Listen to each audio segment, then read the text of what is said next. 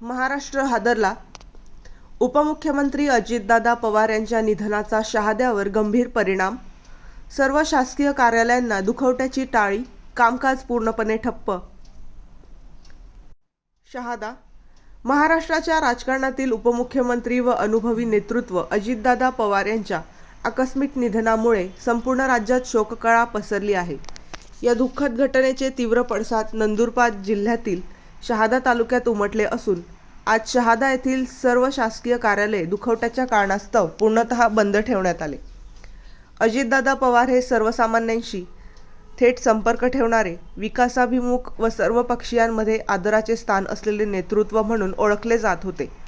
त्यांच्या निधनाने राजकीय, सामाजिक व प्रशासकीय स्तरावर हळहळ व्यक्त केली जात आहे. अनेक मान्यवरांनी श्रद्धांजली अर्पण केली असून नागरिक मोठ्या संख्येने त्यांच्या अंत्यदर्शनासाठी उपस्थित राहण्याची शक्यता आहे. दुखवट्यामुळे तालुक्यातील प्रशासकीय कामकाज पूर्णतः ठप्प राहिले तर बाजारपेठेतही शांतता दिसून आली. बेधडक मी मराठी न्यूज, शहादा. सुमित गिरासे.